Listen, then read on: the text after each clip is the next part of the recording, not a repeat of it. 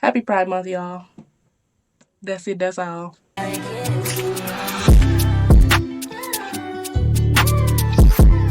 What up, y'all? It's your girl, Naya Athena. Welcome back to my channel. And we are back at it again with another recap. Bridgerton Season 3, Episode 2. Let's get straight into it because we have a lot to get to today. And I ain't gonna lie, y'all, I'm still mad. I'm still very irritated, okay? So before we can even get to the beginning credit or whatever, the beginning title screen, yeah, we are right into it with the Queen and Lady Danbury, her right hand woman. You know what I'm saying? So the Queen pretty much proclaims that she will not be choosing a diamond yet. Even though Lady Whistledown put the ball in her court and said, like, who's the queen gonna choose? She said, I'm not choosing nobody. Nathaniels, okay? And of course, Lady Danbury is gonna ask her, like, okay, you not worried about what Lady Whistledown is gonna say about you, though? Like, you're not worried about that? Because basically what Lady Whistledown is, like, saying, like, oh, the queen is kind of scared to choose a diamond or something, like, kind of scared it's not gonna work out or whatever. And the queen is like, no, I'm not worried about her because my last diamond, Edwina, has found a great match overseas. And kudos to Edwina. I knew she wasn't going to find nobody from there because she was better than that. You know what I'm saying? So, of course, she's going to find something overseas. Like, duh. So, which is good to know. It's just good to know, you know? The queen is too stubborn to listen to Lady Whistledown anyway. So, like, why would she care?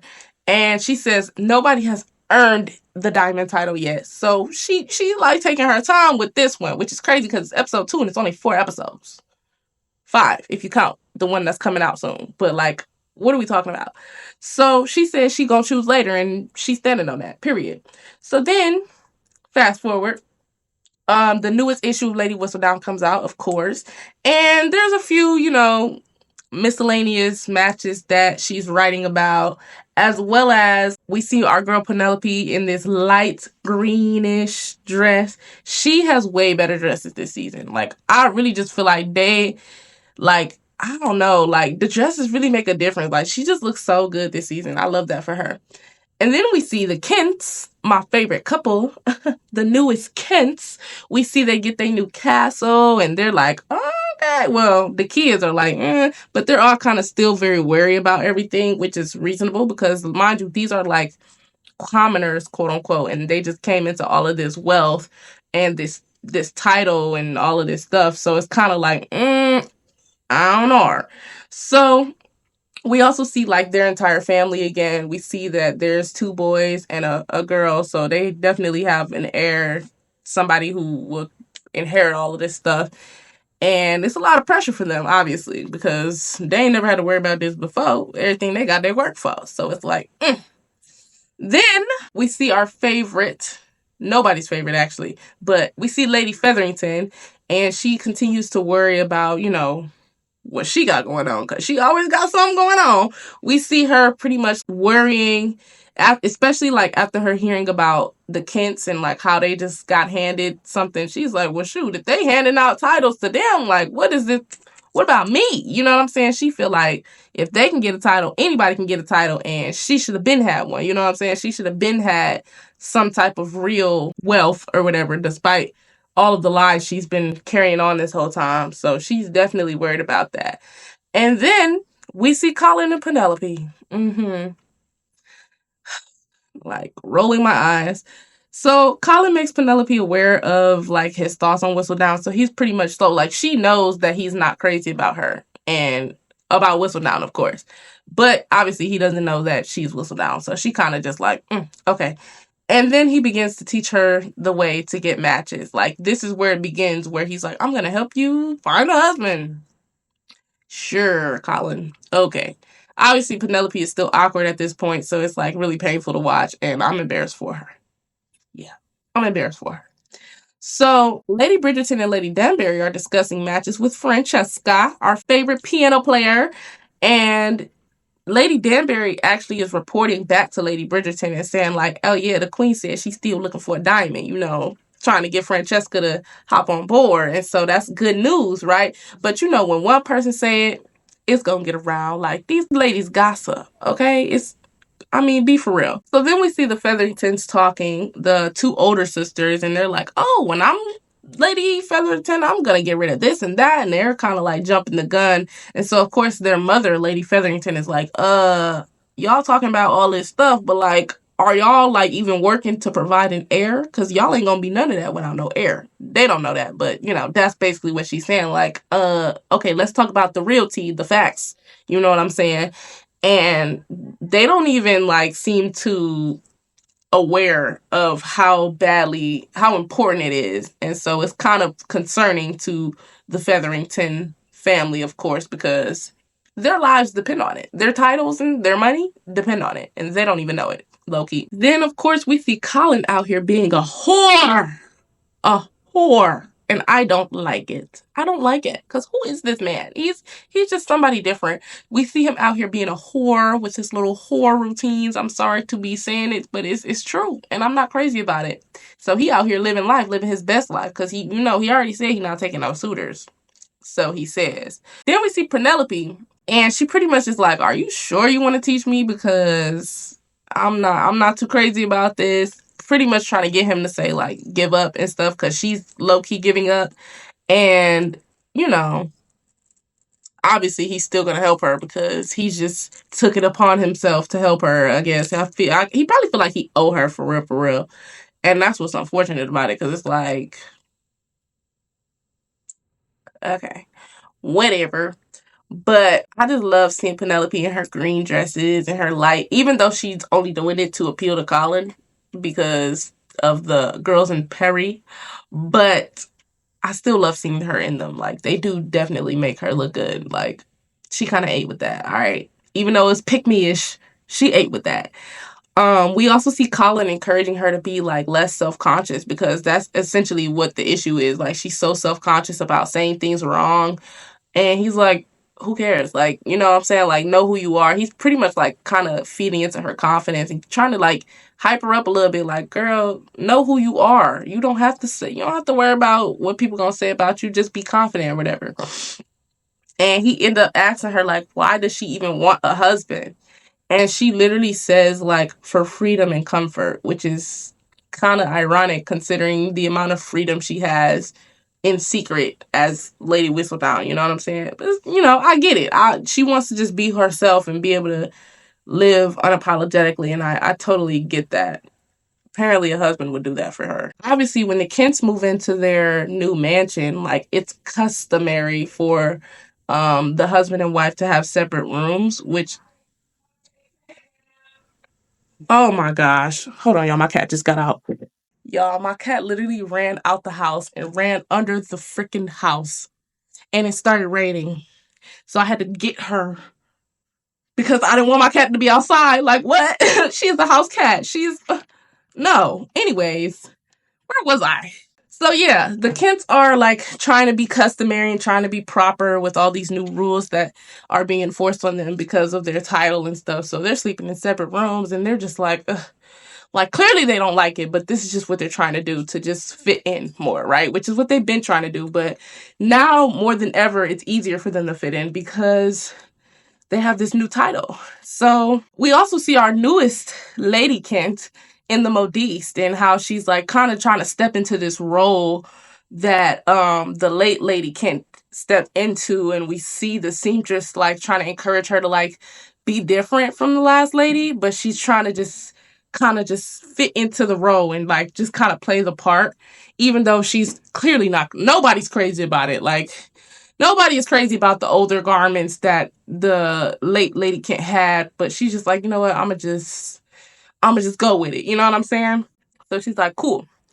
So then, fast forward, new scene. We see Eloise tell Francesca she's happy that their mother takes more time with Francesca so that, you know, it could delay Eloise getting a suitor. Because I think this is Eloise's second season, and she's like, cool, like, I'm glad that mom is on you so she can get off me, which is hilarious because I don't even know if Eloise would even take a suitor for real. Like, she ain't took one by now, I don't know.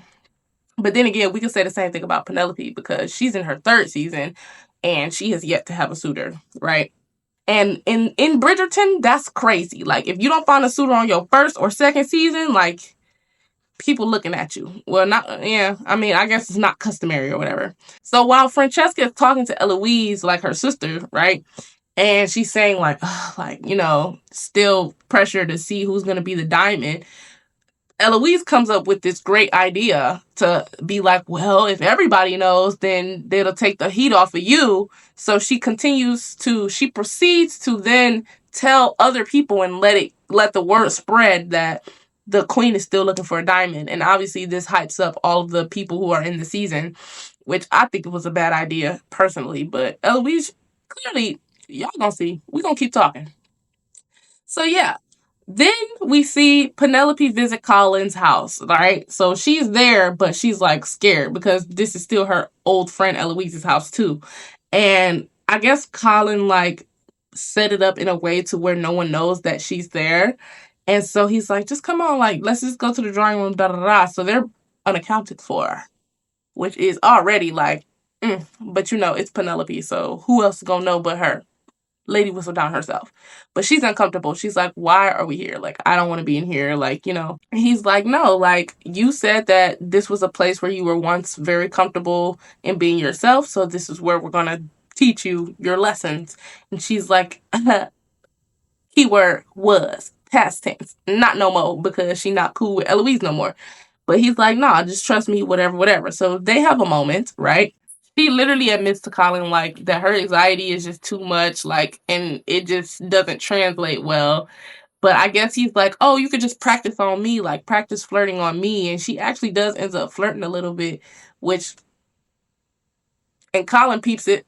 And they both have, like, this moment, which is like, I mean, I guess, but I'm still not here for them, y'all. Like, I will never be here for them. There's nothing that Colin can do at this point to convince me that he's good for Penelope because he took her for granted so many times. And Penelope needs to stand up.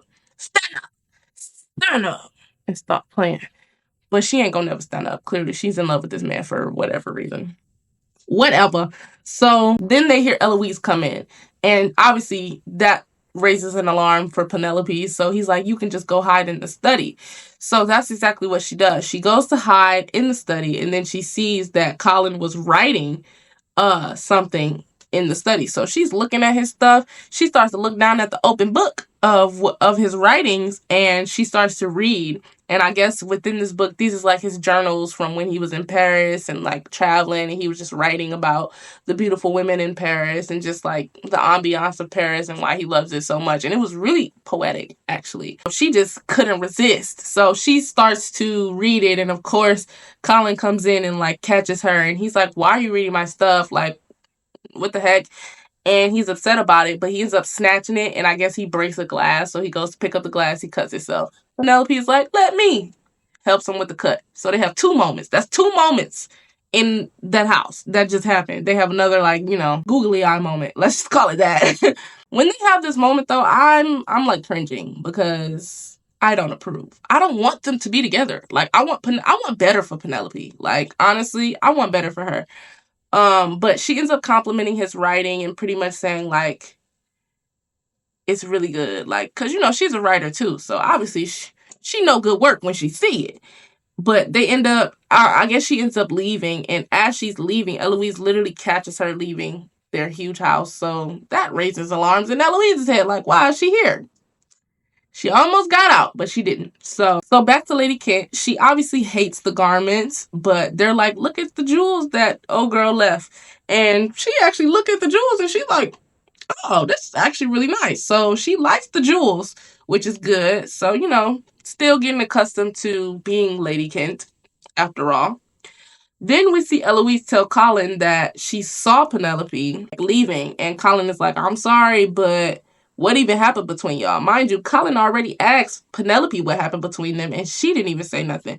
So neither one of them, like, I guess Eloise is just saying, like, oh, we just grew apart, but he not buying it. He like, I don't know what's going on with y'all, but like, bruh.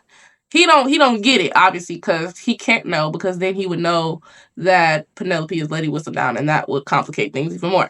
So, Eloise is still clearly worried, though. Like, she still clearly, like, wants to make sure that Penelope is okay because she knows her. And so she's, like, asking, like, Colin, like, is she okay, though? Like, not that I care, but, like, is she okay? And he's like, she's fine. Like, relax. So that's good to know that like Eloise still has a soft spot in her heart for her. Like that's how you know it's real. That's how you know they was real. They got a real friendship, real bond, even though the stuff that happened, happened the way that it did. Like, it is what it is. Obviously, Colin ends up telling Eloise, like, yeah, she's looking for a husband, da da da, and I'm helping her. And Eloise is like, a husband? Like, what she want a husband for? Like, that ain't the Penelope I used to know and love. But girl, you not the same Eloise either. So it's like, what's so wrong with that? Boom. We're at another event. Now, this event, a lot of stuff happened within this event. This is basically like another diamond showing or diamond picks event. I don't know.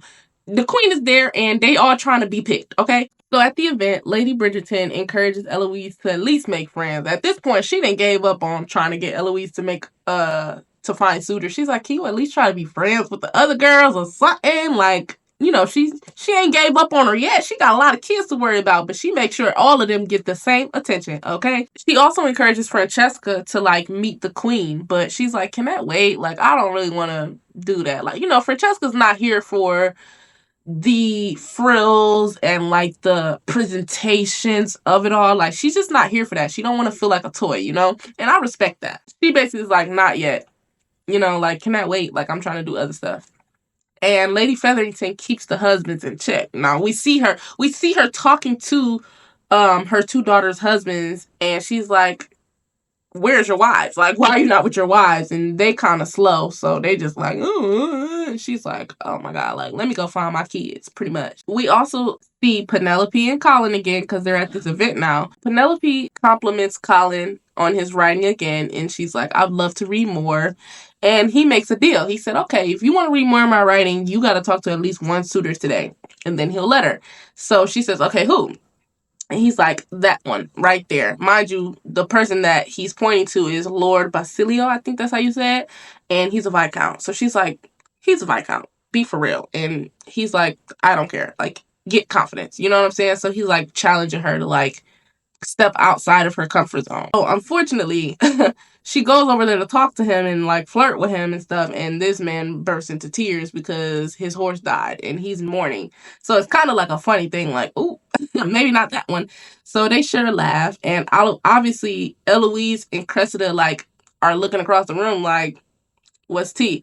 And I don't know why Eloise thought that she could entrust this information with Cressida, but she basically is like telling her like the tea on the fact that Colin is helping Penelope find a husband. But she says it in the middle of the event. Like, she tells Cressida, but obviously like you're not being low key about it at all. You're just like, yeah, Cressida, Penelope, blah, blah, blah, blah, just talking mad loud. But Cressida's like, okay, well, whatever. Then we see Eloise like talking to Cressida and the other girls that she's trying to kind of like be friends with and be cool with, and they start to tell her like, girl, like, we like your humor, like, you're a very entertaining speaker.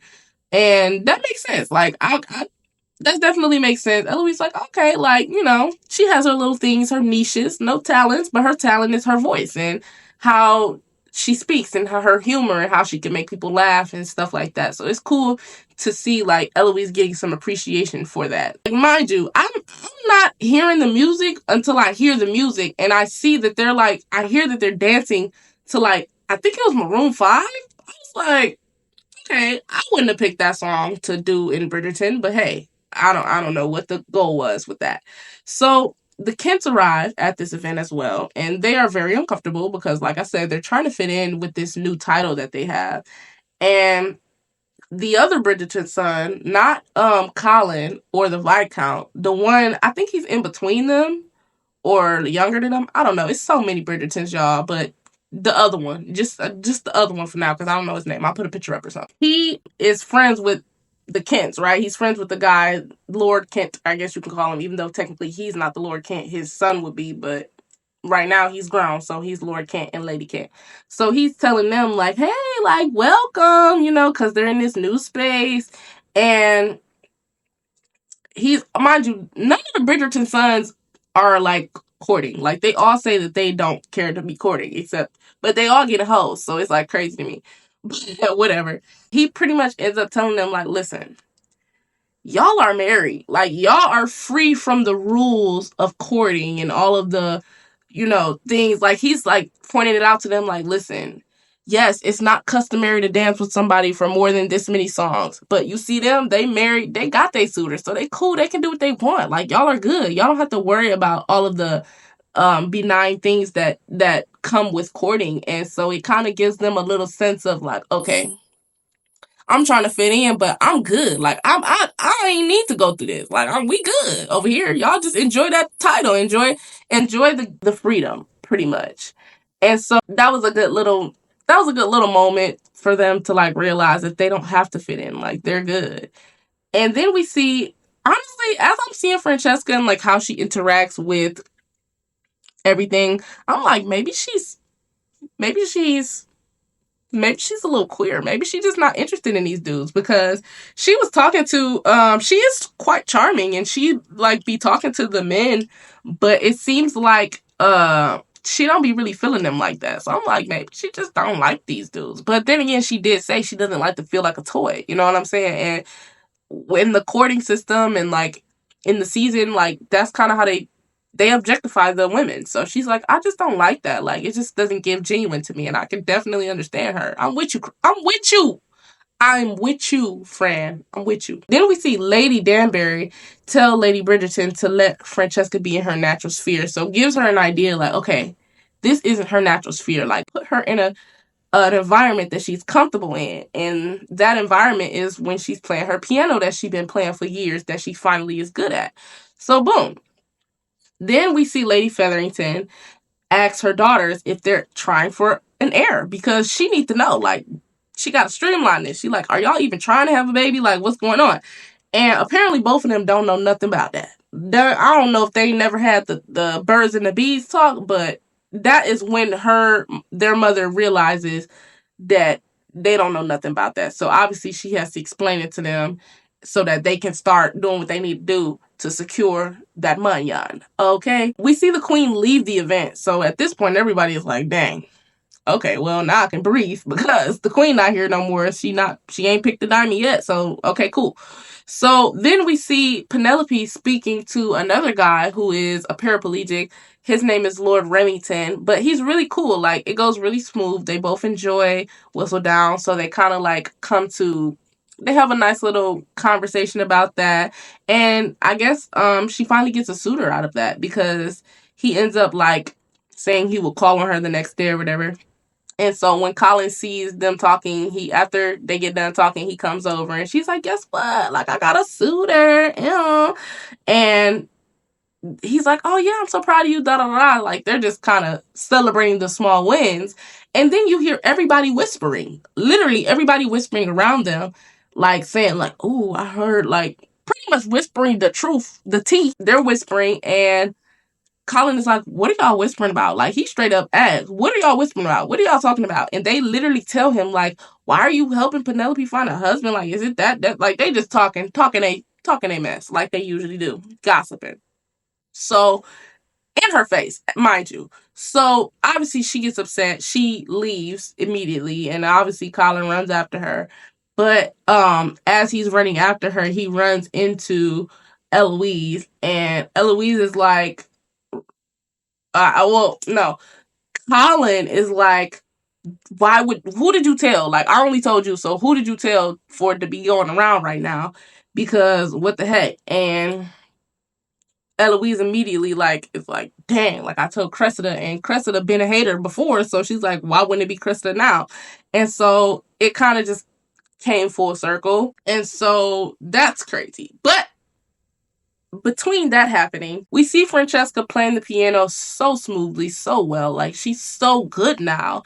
And then we see the queen walk in. Yeah, we see the queen walk in, and she's like impressed. So she started clapping, and obviously that scares Francesca because she didn't know what was going on. She was just playing in her element. And the queen like compliments her, and she's like sparkling. Like, I love a person who's not performing for me, but performing for themselves. And that is a real statement for real. So the queen like definitely is looking at Francesca now like, oh yeah, that might be a diamond right there. That's sparkling.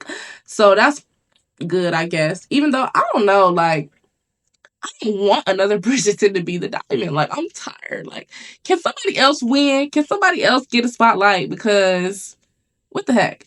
But anyways, then we see the Kents, and after that talk that they had with one of the Bridgerton sons, they go back to their castle and they're like, look, we don't have to do all this customary stuff. It's together. We've been together.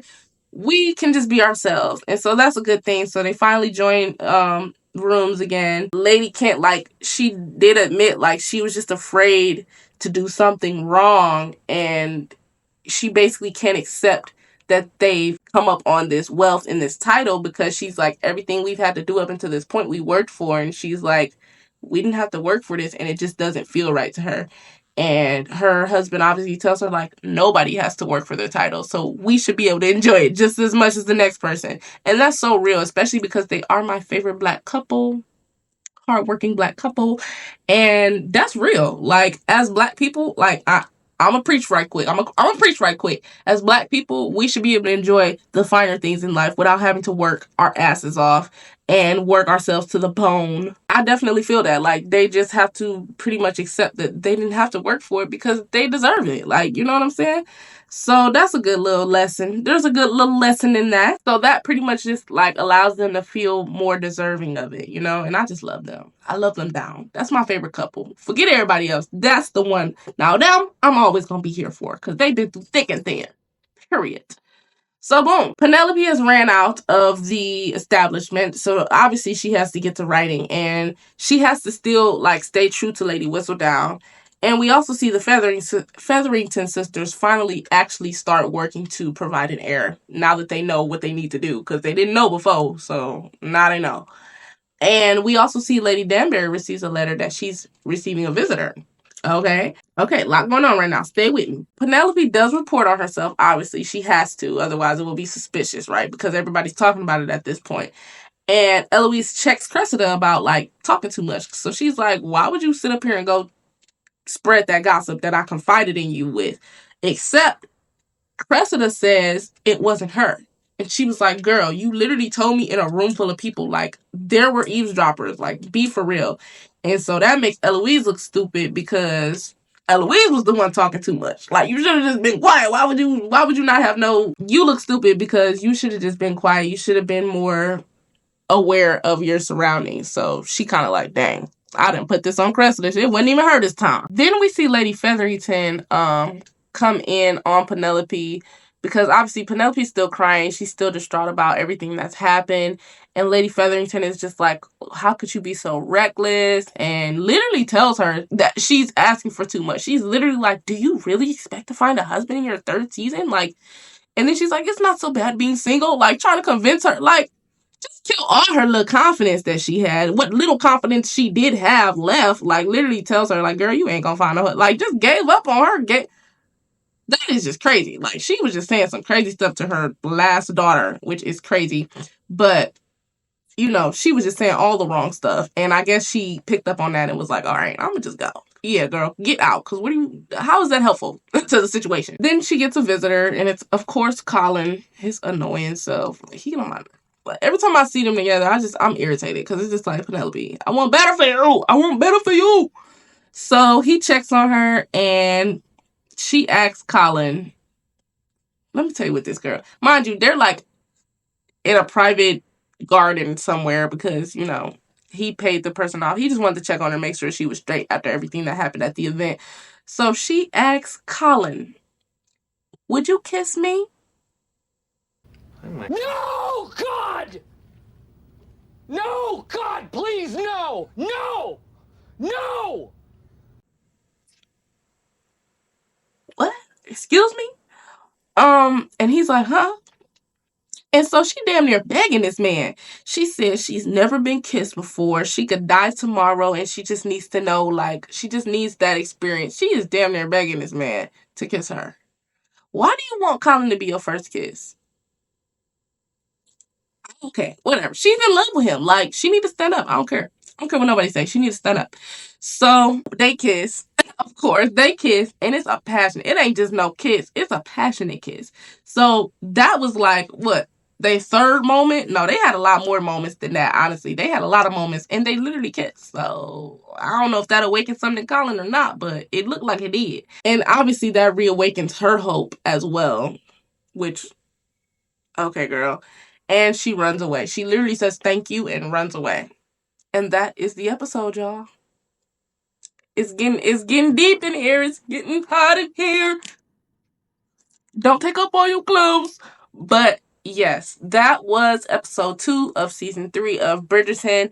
And hopefully I can get the next episode out this week so that we can wrap this up before the new episode comes out, because I want it to be current. I don't want to spread it out too much. Like I said, I'm trying to get through it. So thanks for watching. Make sure you leave a like, comment, share, subscribe, tell a friend to tell a friend, and I will see y'all in the next one. Peace.